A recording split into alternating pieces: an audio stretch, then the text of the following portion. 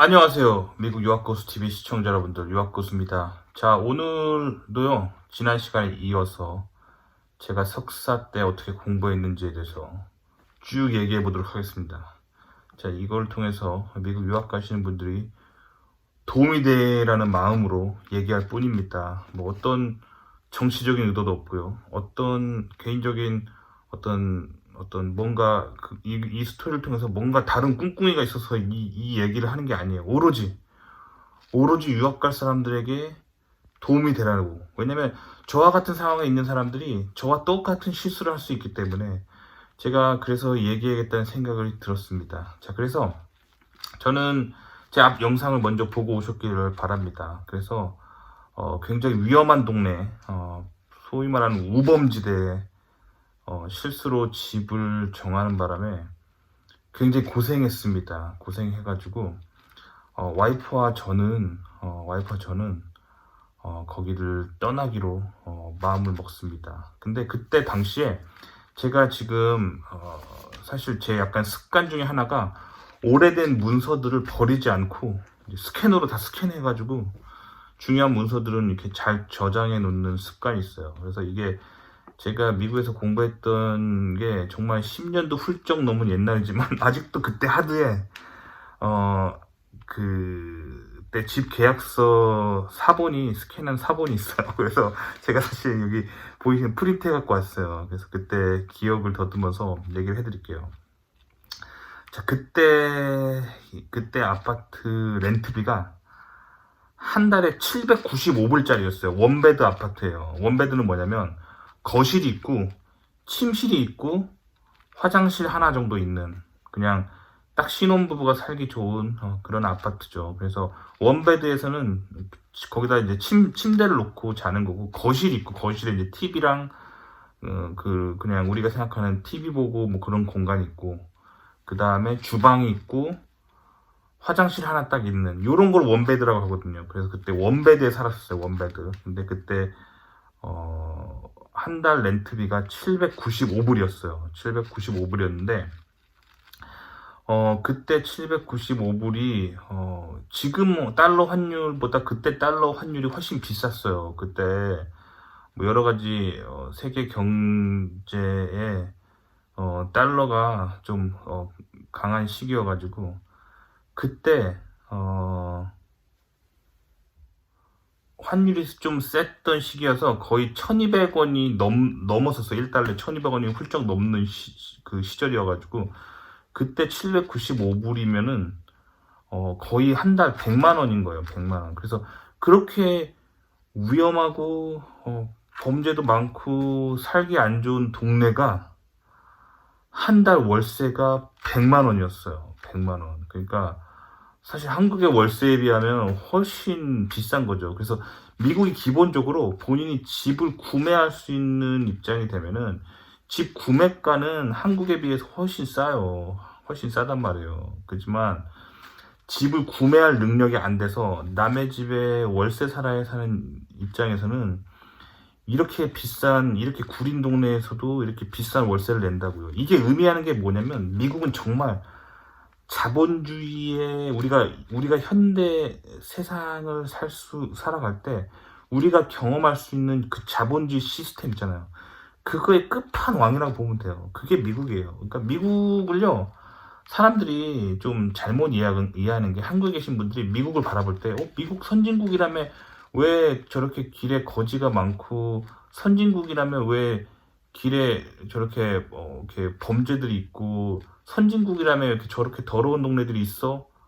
라고 하지만 한국 분들이 생각하는 선진국의 개념은 뭐 복지가 잘 돼 있는 무슨 그런 북유럽의 국가들을 선진국이라고 생각하시는 것 같은데, 사실 북유럽 스타일의 국가들은 미국 관점에서 본다면 사회주의 시스템이에요. 그리고 이제 미국은 제 개인적인 생각으로 자본주의의 끝판왕이에요. 자본주의의 끝판왕. 자본주의의 기본 속성을 여러분들 정의를 좀 다시 하시고 미국 건너오시면 좋을 것 같아요. 자본주의의 속성은 뭐냐면 강한 자가 약한 자들이 가지고 있는 걸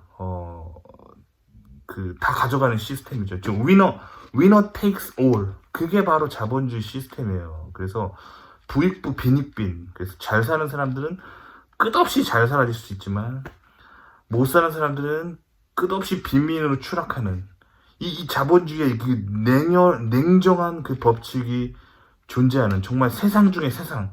우리가 알고 있는 이 자본주의 세상의 끝판왕. 그게 미국이라고 보시면 돼요. 아시겠죠? 그렇기 때문에 집을 살 수 있는 재력이 있는 사람 입장에서는 한국의 집보다 미국의 웬만한 집들이 훨씬 쌉니다. 하지만 집을 살 수 없는 사람의 입장에서는 미국은 전세도 없어요. 무조건 월세입니다. 그리고 이렇게 안 좋은 동네 빈민가의 집들도 웬만한 데는 한국 돈으로 월세 100만 원이 넘는다. 즉 어떤 사람이 여러분이 한국에서 누구를 만났을 때 미국에서 왔다고 주장하는 사람이 막 이런 소리 한다.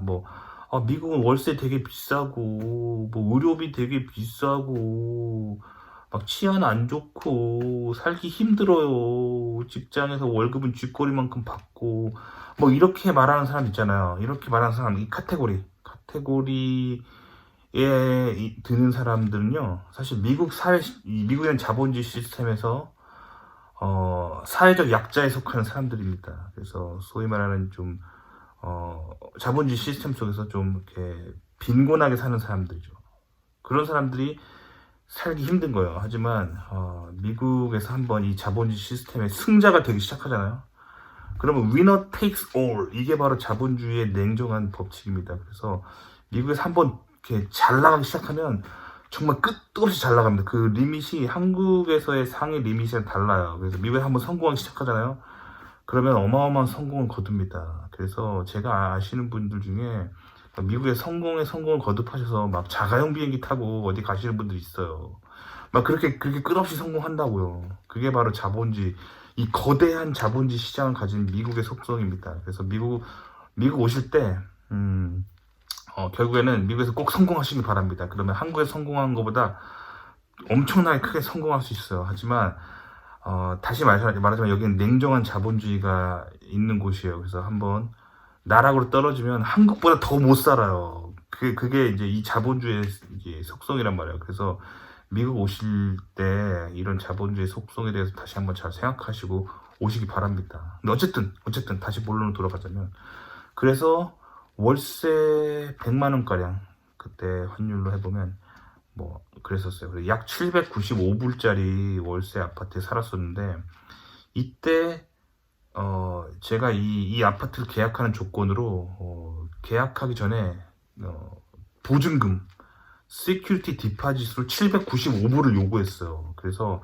월세와 별도로 제가 795불을 그러니까 한 달치 렌트를 입주 전에 미리 집주인한테 보냈습니다. 그게 계약 조건이죠. 그래서 이 795불을 다시 돌려받으려면 제가 그때 렌트 계약 기간이 1년이었는데 1년간 집을 망가뜨리지 않고 깨끗하게 살고 나오는 조건이죠. 근데 벽에 약간 못 박거나 이런 거 있잖아. 아니면 문틈에 약간 페인트 벗겨주고 이런 거 가지고 뭐라고 안 해요. 여기서 말하는 부서지는 건 이런 거 있잖아요.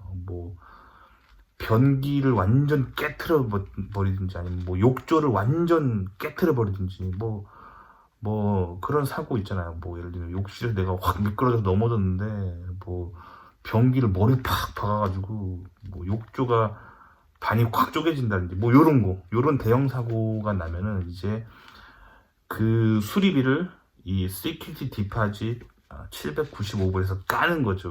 그런 거란 말이에요. 근데 여기에 또 한 가지 조건이 있었는데 1년을 다 못 채우면 보증금은 돌려주지 않는다라는 조건이 있었어요. 그러니까 즉 100만 원을 제가 날린 거죠. 왜냐면 거기가 너무 우범지대였었기 때문에 이 보증금 돌려받자고 1년 살기에는 너무 삶의 리스크가 컸어요. 그래서 일단 100만 원을 날려버리기로 결정합니다. 그리고 쓰라린 결정이었지만 어쩔 수 없었습니다.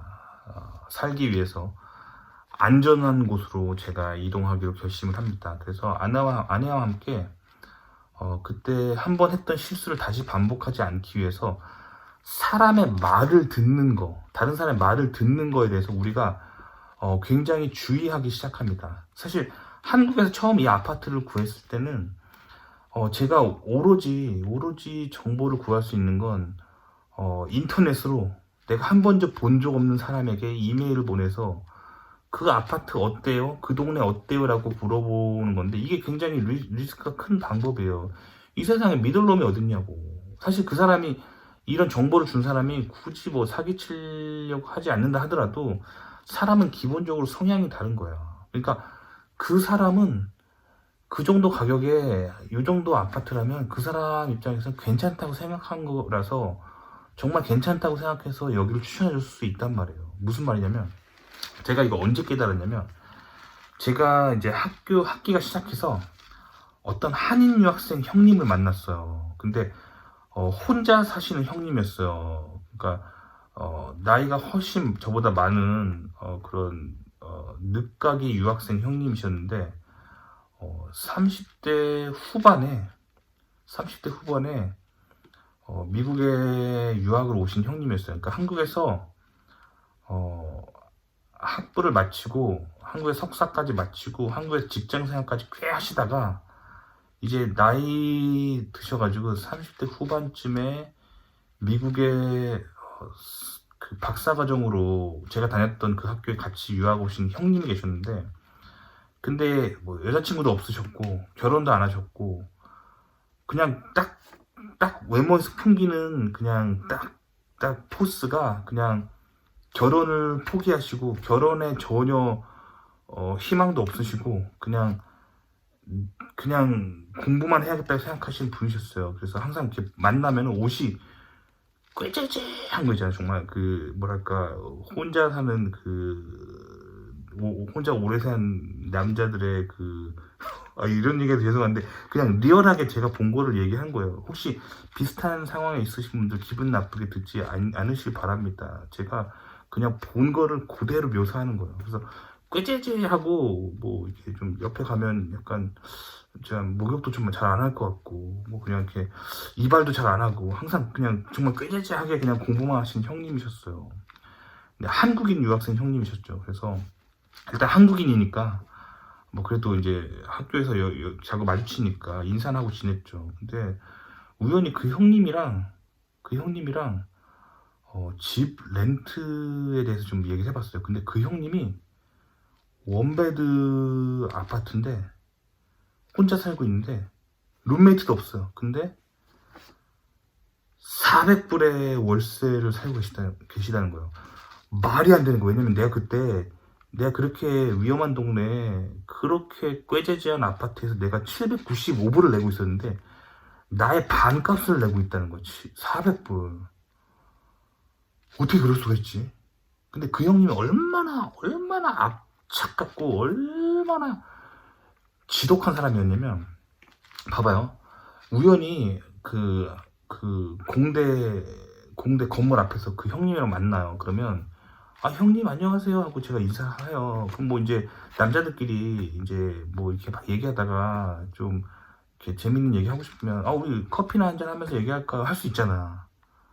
근데 그 형님 만났던 그 장소가 그 공대 건물 앞이었는데 그 공대 건물 바로 앞에 커피숍이 있어. 커피숍이 있단 말이야. 그냥 좀 괜찮은 브랜드 커피숍 있잖아. 근데 거기 가서 그냥 솔직히 말하면 그냥 아메리카노 한 잔 사 먹어도 아메리카노 한 잔 얼마나 하겠냐고. 그때 물가로 아메리카노 한 잔에 뭐 한 3달러 이거밖에 안 했어. 그 아메리카노 뭐 비싸봤자 얼마나 한다고. 그러면 뭐 그 형이 굳이 사주는 걸 떠나서 그냥 뭐 서로 반반씩 내도 3달러씩만 내면은 커피 한 잔 할 수 있단 말이야.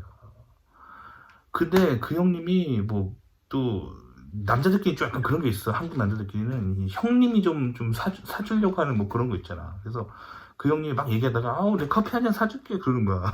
그래서 뭐 나는 당연히 왜냐면 공대 정문 앞에서 만났는데 공대 정문 앞에 바로 그 커피숍이 있어.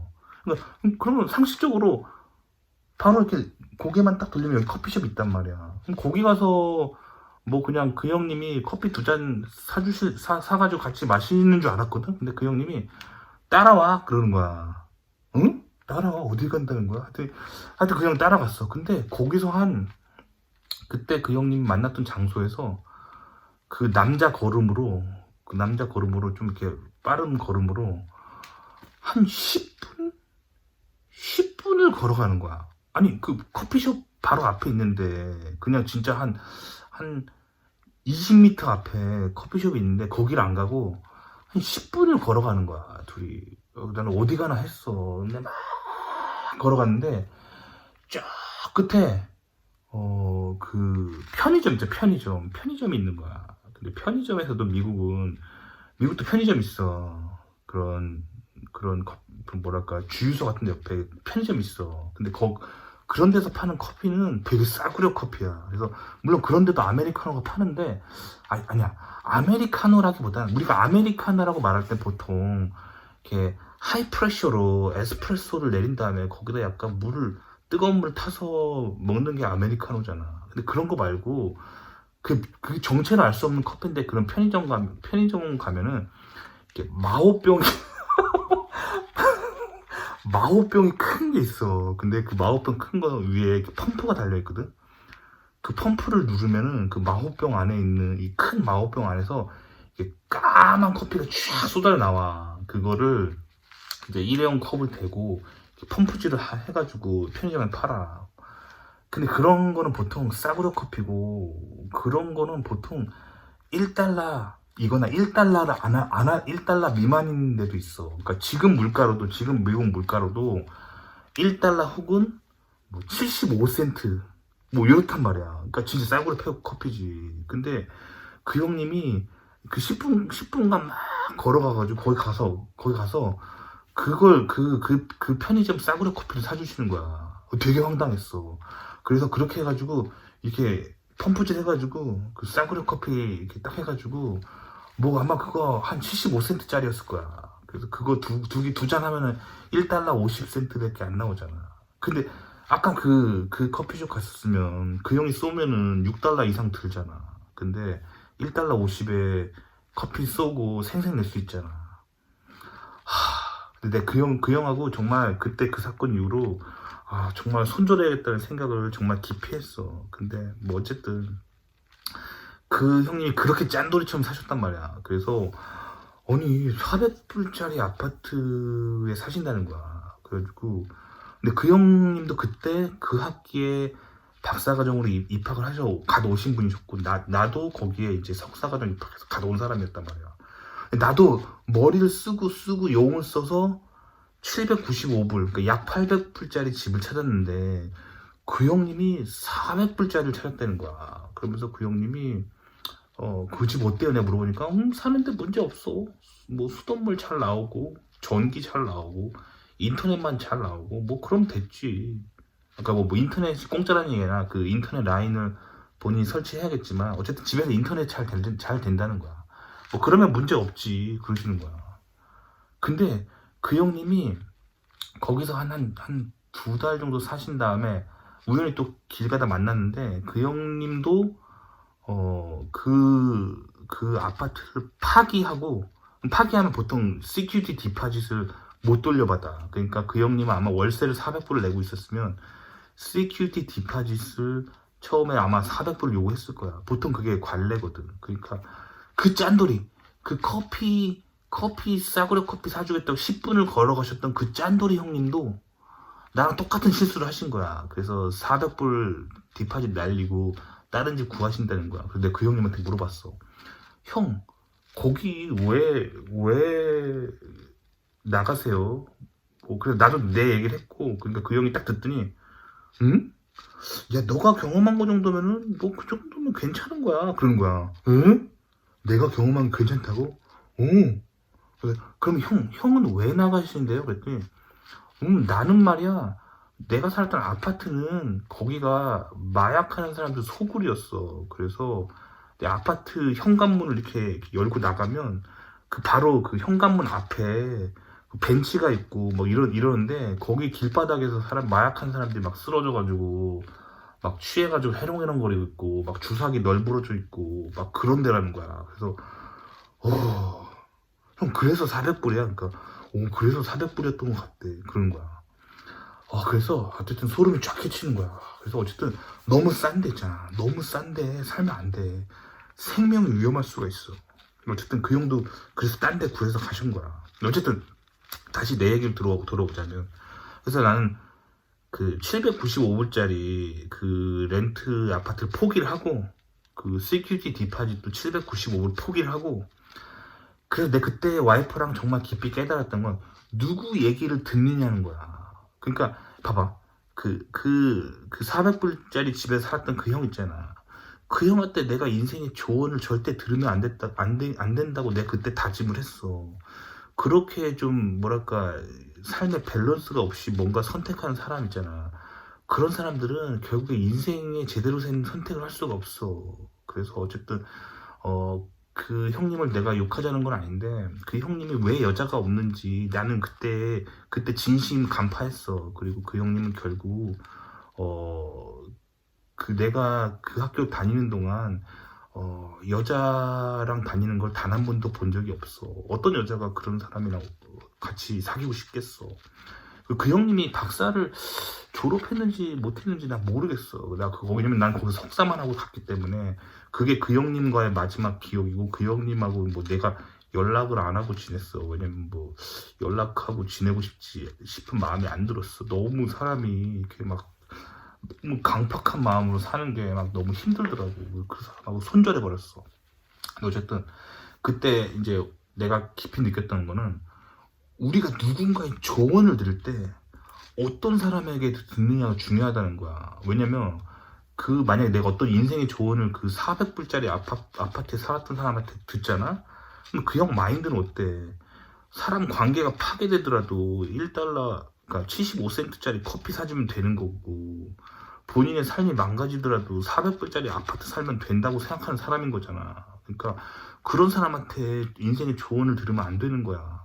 마찬가지로 내가 처음에 한 번도 본 적 없는 그 한인 학생의 형한테 이메일 보내서 뭐 이렇게 물어봤는데, 그 형님도 결국에는 뭔가 이렇게 뭔가 선택하는 기준이 뭔가 이렇게 솔직히 말하면 건강한 사람은 아니었던 거야. 그래서 내가 그때 누군가의 조언을 들을 때 내가 가장 중요한 거는 그 사람의 멘탈 상태를 먼저 점검하게, 그 다음에 조언을 들어야겠다라고 생각을 했어. 근데 그때 마침 같이 다녔던 학교에 박사과정에 계셨던 형님이 있는데, 이 형님이 되게 괜찮은 형님이었어. 그러니까 딱 봐도 저 형님은 멘탈이 되게 건강하다.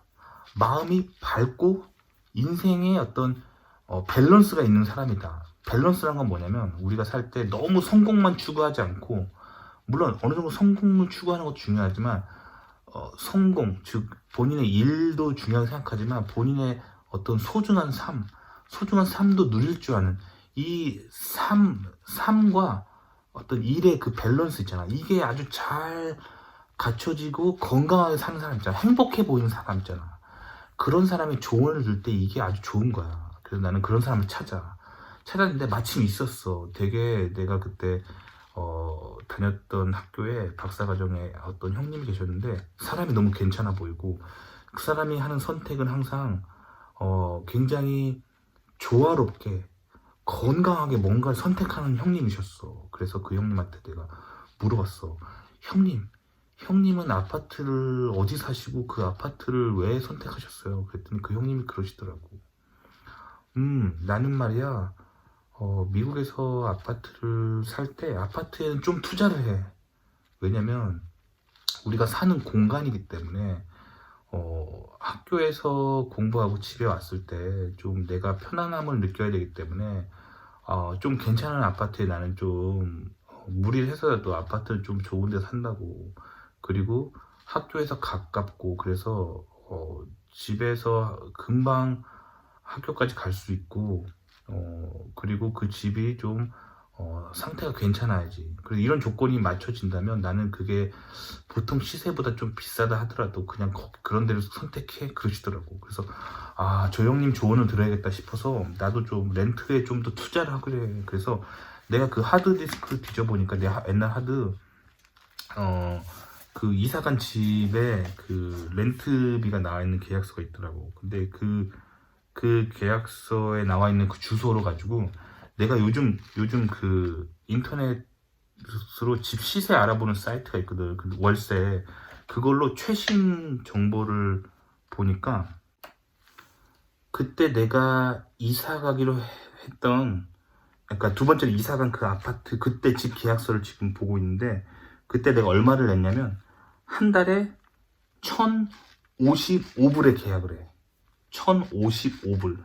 1,055불에 계약을 하고, 근데 이게 지금 시세로 보니까, 지금 그 아파트 시세하는, 월세 하는 데를 지금 검색을 해보니까 1,170불이더라고 지금은. 그러니까 약 115달러 정도 오른 거야. 근데 이게 내가 그때 살았을 때가 거의 13년 전인데 13년 동안 월세가 115불밖에 안 오르는 거야. 그러니까 미국 물가가 별로 안 오른 거야. 안 오른 거야. 그러네. 월세가 별로 안 올랐네. 뭐 그 지역 월세가 내가 옛날에 살았던 13년 전이나 내가 지금 검색해봤거든. 이 영상 찍으려고. 근데 지금 내가 옛날에는 1,055불 주고 가기로 했는데 그 두 번째 아파트를 지금 검색해보니까 1,170불이네.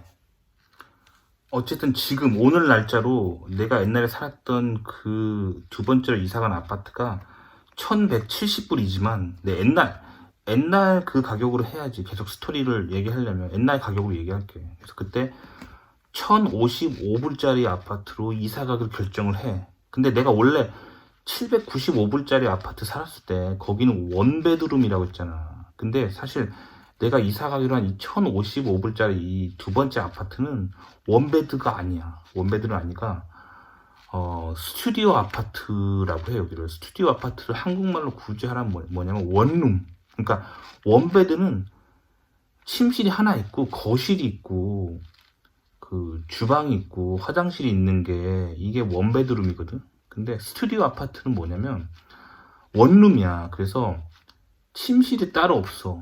침실이 따로 없고 거실이 곧 침실인 거야. 그래서 거실이랑 침실이랑 합쳐진 거야. 즉 따로 원베드가 없는 거고, 그냥 거실이랑 거실 옆에 주방이 있고 그 옆에 화장실이 있는 게 끝이야. 화장실 하나. 이게 그러니까 원룸인데, 그러니까 즉 침대를 어디다 놓냐면 거실에다 침대를 놓고 그냥 사는 거지.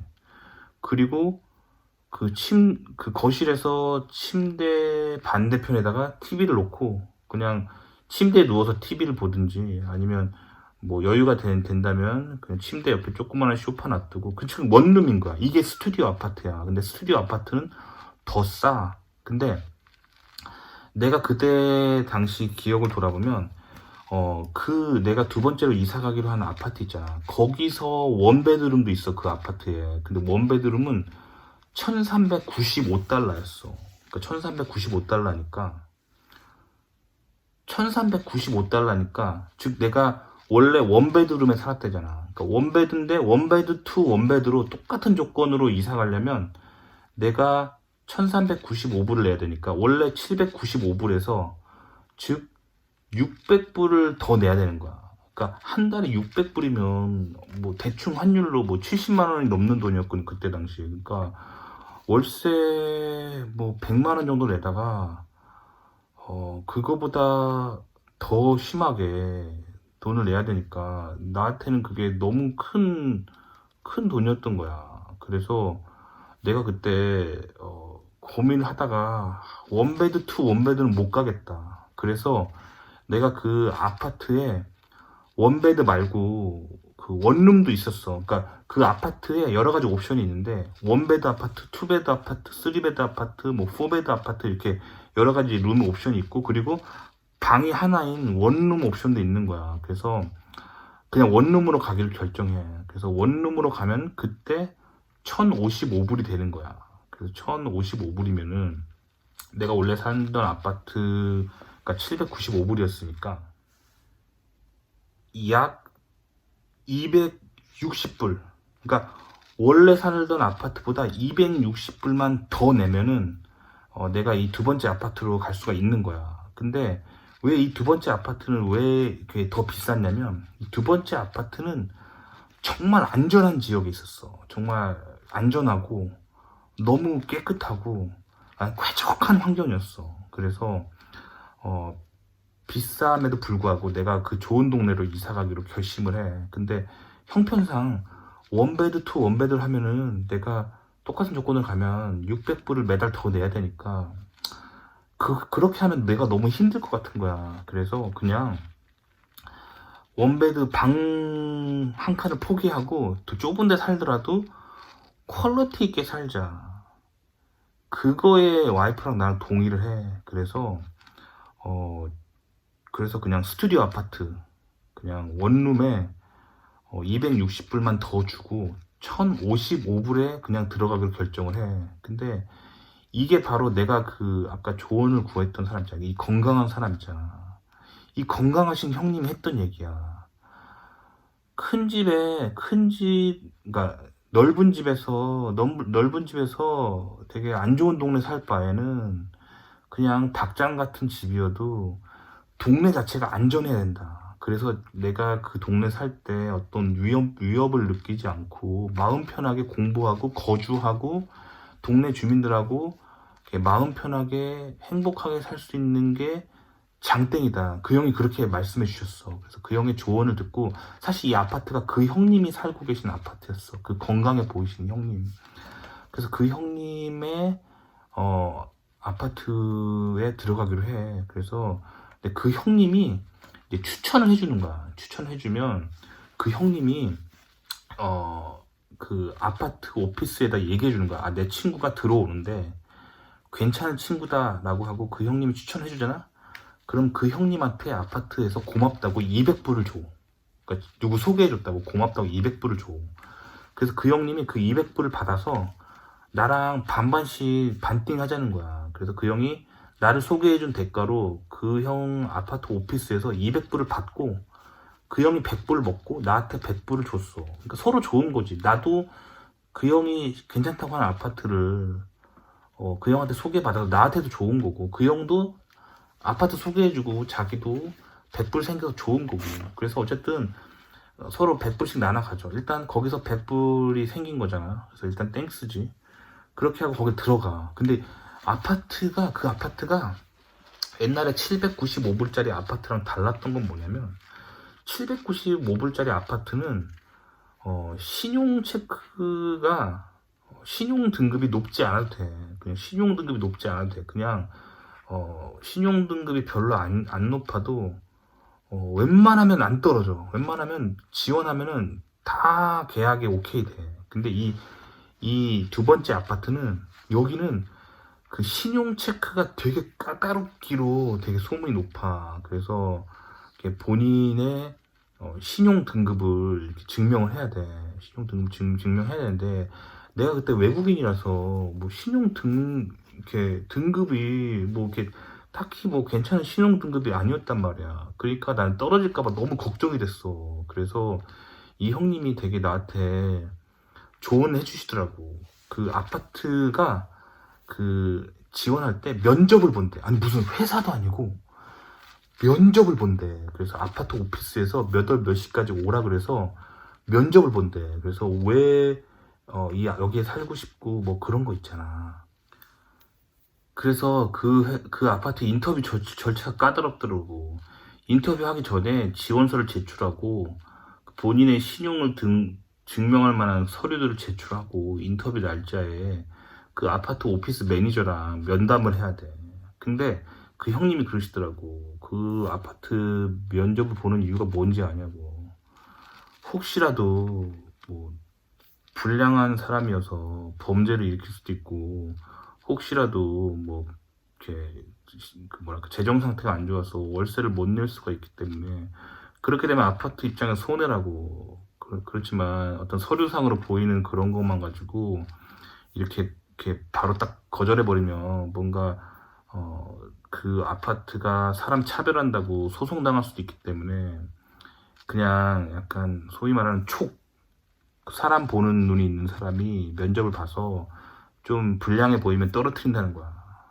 그러니까 그 면접 볼 때 되게 괜찮은 사람인 것처럼 잘 이미지 메이킹하고, 그리고 뭐 여러 가지 모든 수단을 방법을 동원해서 네가 월세 안 내고 튈 사람처럼 보이지 않도록 조심해라 라고 그 형님이, 먼저 들어가신 형님이 조언을 해주셨어. 그래서 내가 무슨 대기업 면접 보는 것도 아니고 그 아파트 면접 보는데 되게 긴장했었어. 거긴 꼭 들어가고 싶어서.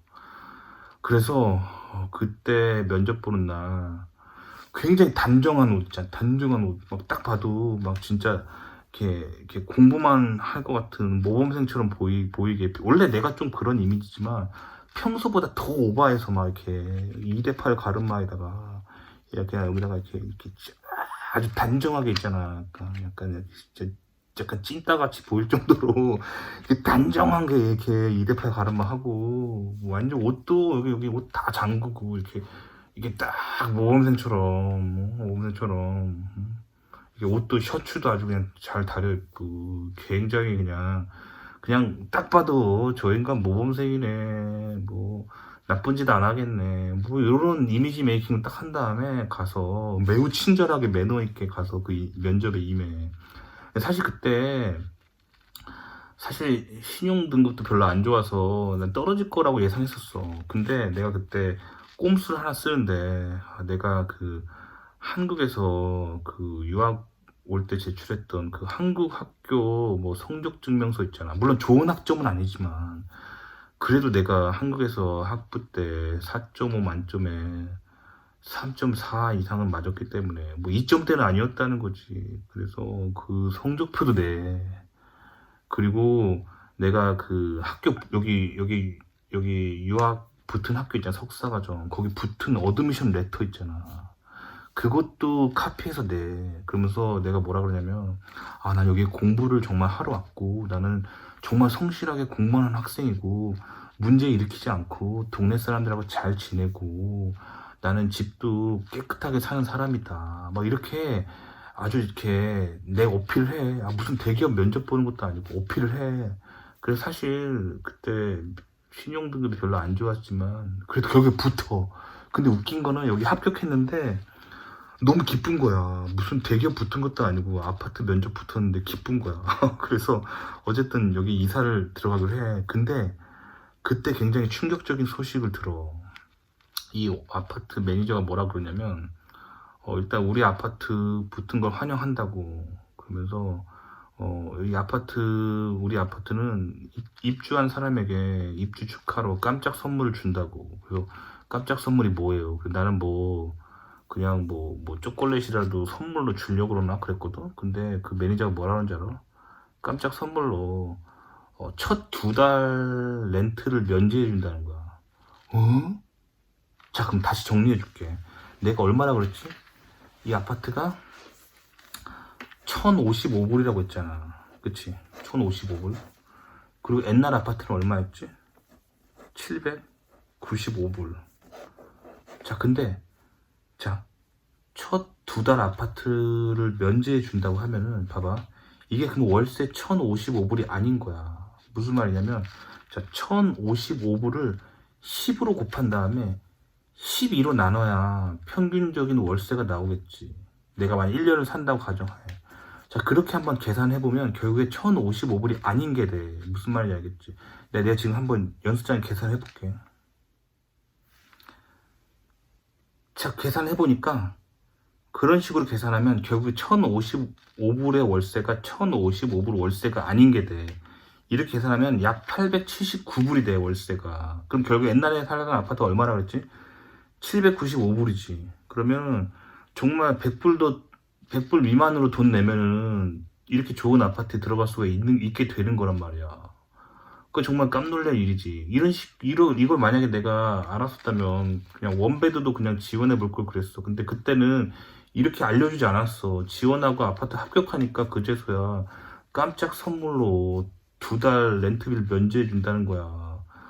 와, 근데 이게 내가 그래서 뛸 듯이 기뻤어. 2달 아파트비를 면제해 준다고. 그래서 당장 와이프한테 그 소식을 얘기했어. 근데 우리 와이프가 약간 뭐랄까 이런 촉이 되게 있는 여자야. 근데 이 여자들의 이 육감, 이 촉 있잖아. 어떤 근거도 없지만 그냥 어떤 느낌으로 오는 이 촉 있잖아. 여자들이 이 촉을 무시하면 안 돼. 우리 와이프가 딱 듣자마자 그러는 거야. 그것 말이야. 그 아파트에서 사람을 거르기 위한 수법이야. 그러는 거야, 와이프가. 그래서, 무슨 말이야? 그랬더니, 잘 들어. 이건 와이프의 썰이야. 어떤 방법으로 내가 증명한 적은 없지만, 와이프의 썰이야. 자, 봐봐. 이 아파트가, 옛날 그 동네 아파트에 비해서 100불도 안 비싸다는 걸 알면은, 그 동네 가난하고, 그 동네 좀, 문제 일으키고 그 동네 범죄 일으킬 것 같은 애들이 다 일로 넘어오겠지. 왜냐면 조금만 더 들이면은 쾌적한 환경에 살 수 있으니까 사람이 오고 싶지 않겠어? 하지만 외부적으로는 거기보다 렌트비가 많이 비싸는 것처럼 보이게 하면은 거기에 있는 로우 퀄리티의 인간들이 여기를 못 올 거란 말이야. 그렇기 때문에 아파트는 이런 식으로 이상한 애들을 필터링 하기 위해 가격을 올려서 저쪽 동네에 있는 애들이 못 들어가게 진입벽을 만든단 말이지. 하지만 이 안에 살고 있는 사람끼리 네트워크를 가지고 있으면 아주 싼 가격에 들어올 수 있는데, 그걸 모르는 사람들은 결국 이 벽을 통과하지 못한다는 거야. 이게 우리 와이프의 썰이야. 근데 내가 듣고 보니까 말이 되는 거야. 말이 되는 거야.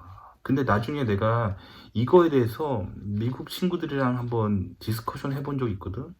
근데 미국 친구들은 이런 제도들을 institutional racism이라고 하더라고. 이게 무슨 뜻이냐면, 즉 제도적 인종차별이라고 한대. 그래서 그들의 주장에 의하면 여기서 물론 이런 얘기를 한 미국 친구들은 그 소위 말하는 인종적으로 마이너고 미국에서 인종차별 본인이 받고 있다라고 생각하는 그런 계층의 미국인들이 말한 거야. 근데 그들이 쓰는 이 institutional racism, 즉 제도적 인종차별은 뭐냐면 어떤 지역에서 좀 잘 사는 집단들이 그 뭐랄까 소위 말하는 좀 어떤 특정 인종들을 차별하기 위해 그 지역 집값을 올려버리는 거야. 그러면 돈이 없는 어떤 그 특정 인종들이 그 지역에서 쫓겨나가게 되는데, 이게 예전에는 그 인종, 이 동네 뭐다, 이렇게 인종차별하던 거는 과거의 방식이고, 현대에 들어와서는 이런 식으로 제도적으로 어떤 진입 장벽을 만들어 놓고, 어떤 특정 인종이 그 지역에 유입되지 못하도록 막아버리는데, 이거를 제도적 인종차별, 즉 institutional racism이라고 한다고 미국에서 모 소수 인종인 나의 지인이 이런 얘기를 했었어. 근데 나도 그거에 대해서 많이 생각을 해봤거든. 근데 내 개인적인 생각, 물론 이거에 대해서 되게 논란이 있을 만한 토픽인데, 내 개인적인 생각으로 이거는 인종차별이라고 난 생각하지 않아. 이게 인종차별이 아니라 그냥 자본주의의 속성이고 그냥 인간의 속성이야. 이거는 꼭 미국에서만 일어나는 일이 아니고 한국도 마찬가지고 뭐 유럽도 마찬가지고 전 세계 어디서나 일어날 수 있을 법한 일이야. 그건 인간이 가지고 있는 기본 속성. 소위 말하는 잘 살고 잘 나가는 사람은 못 살고 못 나가는 인간들하고 엮이고 싶지 않은 기본적인 그런 마음이 있어. 아마 인간의 모든 마음에는 뭐 누구나 이런 걸 가지고 있을 거야. 그래서 나는 이거를 거기다 꼭 왜 레이시즘, 인종차별이라는 말을 붙여야 했나 라고 생각을 해봤는데, 사실 그렇게 말하는 사람들은 본인이 차별받는다고 말하는 그 소수 인종들이 그렇게 말을 붙인 거 아니면 정치적으로 어떤 특정 인종을 밀어주고자 하는 그런 정치 학파에서 붙인 용어가 아닐까 생각이 들어. 근데 아무리 생각해도 나는 그게 인종차별은 아닌 것 같고, 자본주의에서 그냥 일어날 수 있는 인간의 속성이라고 생각해. 그래서 거기다가 그걸 인종차별이라는 말을 붙이는 것 자체가 뭔가 프레임 씌우는 것 같은 느낌이 들었고, 물론 어제 개인적인 생각이야. 뭐 이거에 대해서 많은 그런 뭐랄까 뭐 찬반 뭐 토론이 있겠지만,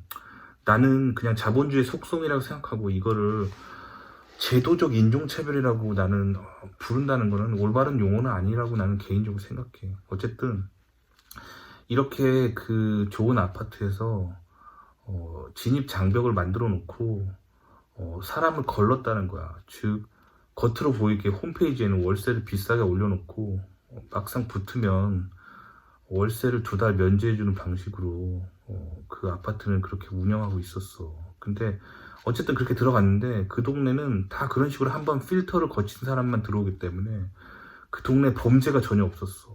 거의 없었고 밤에 그 동네 돌아다녀도 안전할 만큼 내가 뭐 딱히 위험을 못 느꼈고, 그래서 총소리를 들었던 게 예전에 살았던 그 지역을 벗어난 이후로 미국에서 다시는 총소리를 듣지 못했어. 그래서 내가 그때 깨달은 거는 미국 살면서 정말 집에는 좋은 동네에 투자를 해야 된다라는 마음을 정말 체험을 통해서 배웠지. 그래서 어쨌든 그때 이후로 나는 미국에 살면서 권총 소리, 뭐 총소리를 단 한 번도 못 듣고 범죄를 경험해 본 적이 없어.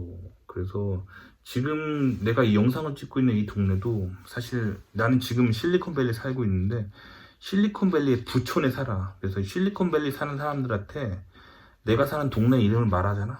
그러면 대부분의 미국 애들이 이렇게 말해. That's a rich neighborhood. 이렇게 말해. 잘 사는 동네네 라고 말해. 근데 내가 사는 이 집은 이 잘 사는 동네 안에서도 그냥 내가 그 집을 그때 선택했던 기준처럼 조그만한 집이야. 여기가 지금 조그만한 집이지만 그 잘 사는 동네에서 조그만한 집을 선택해. 그래서 결국에는 여기서 얻는 베네핏은 뭐냐면 이 동네 자체가 워낙 부촌이기 때문에 범죄가 없어. 범죄가 없어. 정말 이 동네는 너무 안전해. 그래서 미국이 뭐 여러분 한국에 계신 분들은 TV만 키면은 뭐 미국에서 총격 사건 났다, 뭐 미국에서 인종차별 범죄가 발생했다, 뭐 아시아인 혐오가 발생했다, 뭐 그런 얘기 많이 듣겠지만 그건 나에게 있어서 남의 나라 얘기고, 이 동네 내가 살고 있는 한 나는 정말 어떤 위협도 못 느끼고, 왜 이 동네 사는 게 안전하냐면 여기가 실리콘밸리의 최고 부촌 중에 하나야. 그래서 뭐 옆집, 뒷집, 뭐 앞집, 뭐 이 동네 사람들 자체가 다 실리콘밸리의 이 텍 자이언트라고 할 수 있는 대기업에 다녀. 그래서 다들 이 동네 사람들 그냥 아무나 길 잡고 어이 형씨 어디 회사 다녀? 그러면 뭐 있잖아. 뭐 실리콘밸리 난 G사 다닌다, A사 다닌다, F사 다닌다, I사 다닌다, N사 다닌다. 뭐 다 그 유명한 회사들 있잖아. 막 맨날 그 신문에, 한국 신문에 기술면에 자주 나오는 딱 여러분들 그냥 누구나 아는 그 회사 있잖아.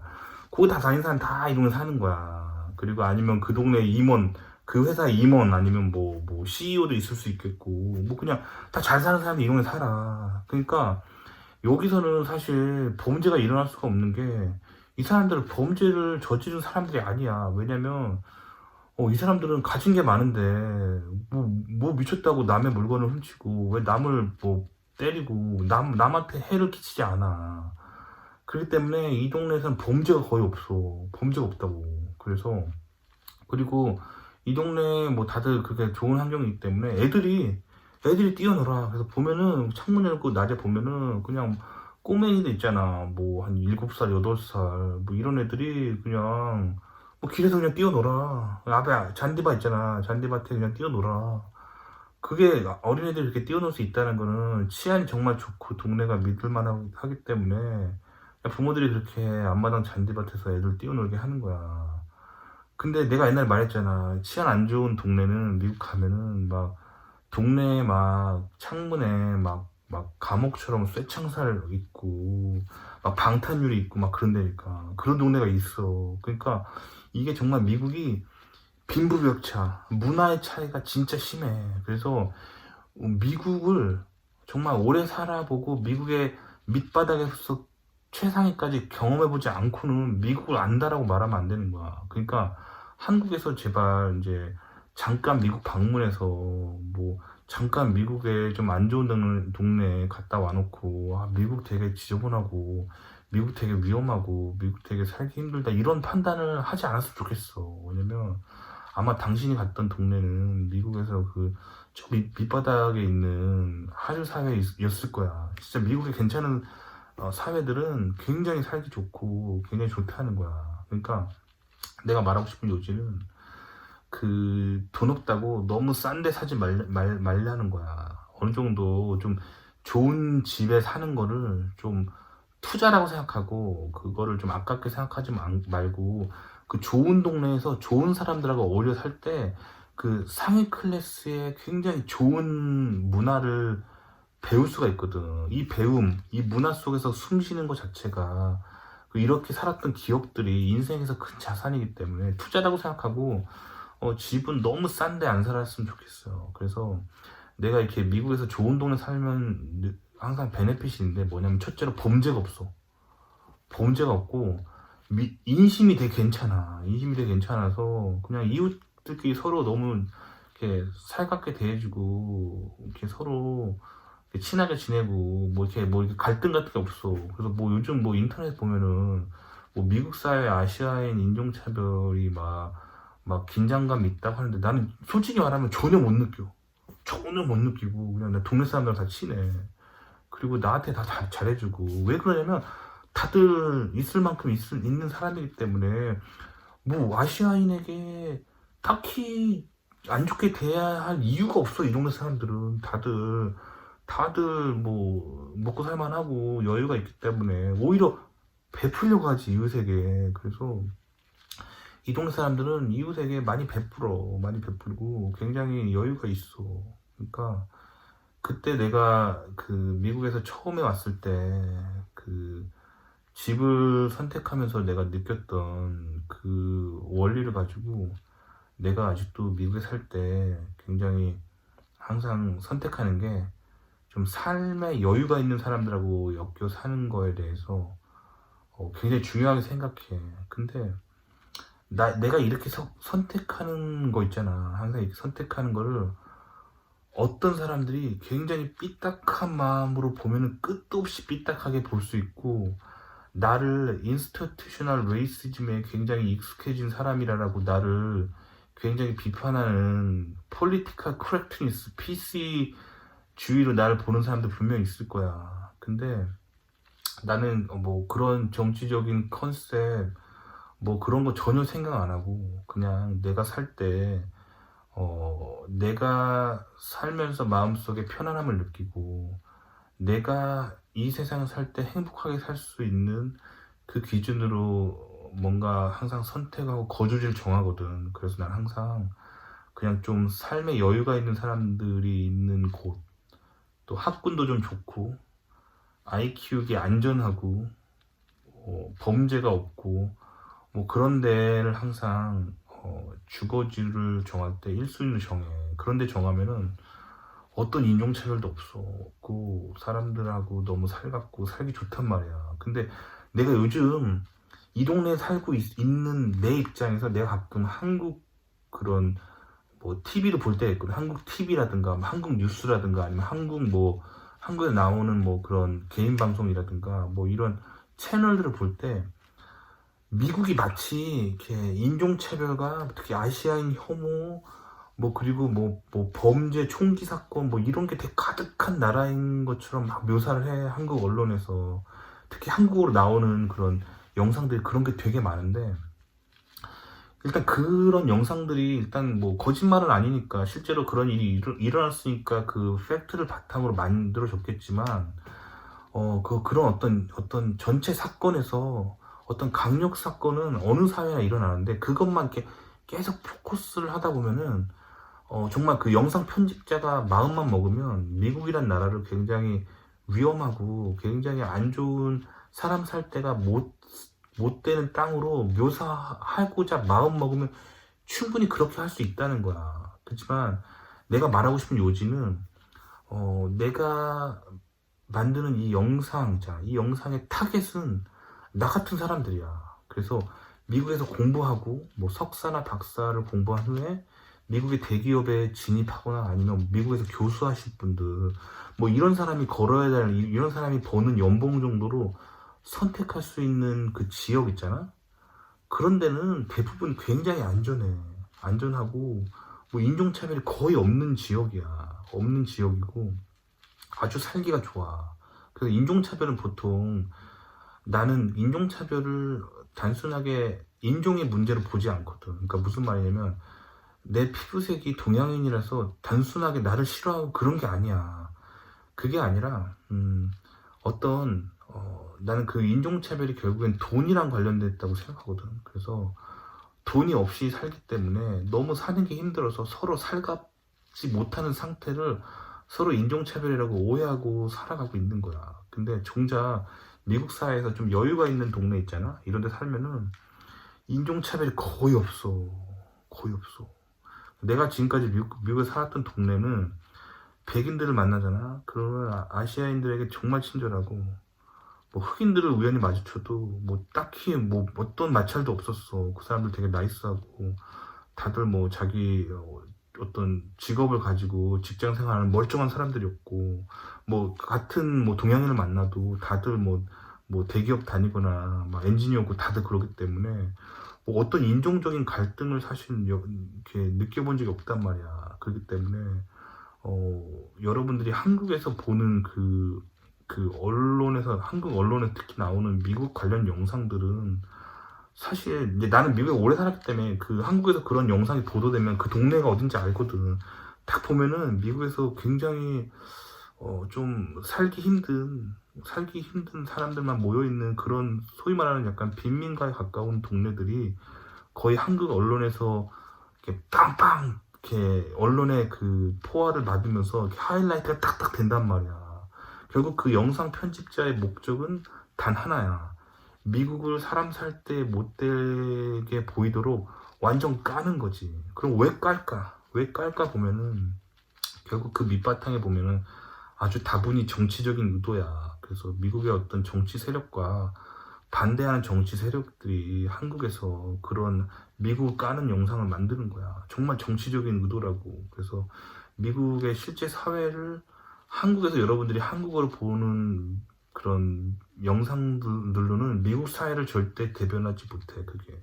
그렇기 때문에 미국 실제로 와서 경험하고 미국의 밑바닥부터 저 상류층까지 다 경험한 후에 미국은 이렇다라고 말했으면 좋겠어. 그래서 사실 이 영상 찍기 전에도 어떤 영상을 하나 봤는데 어떤 20대 초반에 미국 유학생이 뭐 내가 경험한 미국이라는 걸 주제로 막 개인 방송하는 친구가 있는데 그 친구 영상을 보잖아. 그러면 미국은 인종차별로 가득하고 뭐 아시아인 혐오로 가득하고 완전 범죄 소굴이고 뭐 완전 사람 살 데가 못 되는 것처럼 그 개인 방송에 묘사가 되는데 솔직히 말하면은 그 개인 방송 하는 사람 있지. 그 사람이 가난하고 못 배워서 굉장히 후진 동네 살고 있는 거야. 그래 그 사람이 거짓말한 게 아니야. 그 동네에서는 그런 후진 동네 살기 때문에 그런 일을 정말 당할 수 있어. 그렇기 때문에 그 사람은 나름 자기가 겪고 있는 일을 얘기하고 있는 거야. 진솔하게. 하지만 그게 여러분들이 미국에 석박사를 따고 미국에서 대기업 다니거나 미국에서 교수할 사람들이 여러분이 거기에다가 자기 자신과 막 이렇게 동일시하면서 감정이입할 필요가 없다는 거야. 여러분이 미국에 성공하잖아? 그럼 그런 데서 절대 살지 않아. 아마 내가 살고 있는 이런 동네에 살게 될 가능성이 굉장히 높아. 여기는 범죄가 거의 없어. 그래서 내가 어저께 밤에 실수로 내가 아들이 자고 있는 방이 있거든. 아들 방에 창문 있잖아. 창문을 지금 여름이라서 여기 좀 약간 덥거든. 창문을 열어놓고 문도 안 잠궈놓고 그냥 잤어. 근데 물론 문은 잘 잠궈야겠지만 내가 그걸 왜 자주 깜빡하냐면 그만큼 이 동네 범죄가 거의 없기 때문이야. 범죄가 없어. 그리고 내가 보면 내 아시아인이잖아. 한국인이잖아. 내 아들 지금 유치원 다니는 내 아들도 아시아인인데 걔가 그냥 밖에서 여기서 마음대로 뛰어놀고 이웃들한테 지나가면 하이 영어로 하이 굿모닝 하고 뭐 그런단 말이야. 걔가 그만큼 이 동네는 아시아인 혐오가 뭐 인종적인 어떤 뭐 그런 분위기가 전혀 안 느껴져. 왜 그럴까? 아무리 생각해봐도 그거야. 다들 먹고 사는데 여유가 있고 다들 좋은 직장 다니기 때문에 굳이 남을 미워하고 남을 뭐 끌어내릴 이유가 전혀 없는 사람들이기 때문이야. 자, 오늘 내 이 영상 찍은 의도를 알겠지. 미국 가면은 거주지를 잘 선정하라고 말이야. 그래서 내가 이 영상을 찍은 거야, 오늘. 그리고 내가 여러 가지 얘기를 했지만 나는 절대 어떤 인종차별할 목적으로 이 영상을 만든 게 아니라 오로지 여러분들이 행복하게 미국에서 살기를 바라는 마음으로 이 영상을 찍었다는 거. 그것만 알아줬으면 좋겠어. 오늘도 그러면 여기서 마치도록 하고, 영상에서 말한 모든 내용은 저의 주관적인 생각임을 알려드립니다. 영상만 보고 인생의 중요한 결정을 내리지 않기를 바라고요. 많은 사람들의 이야기를 듣고 인생의 신중한 결정 내리기 바랍니다. 좋아요, 구독 눌러주시고요. 다음 시간에 또 뵐게요. 그럼 안녕히 계세요.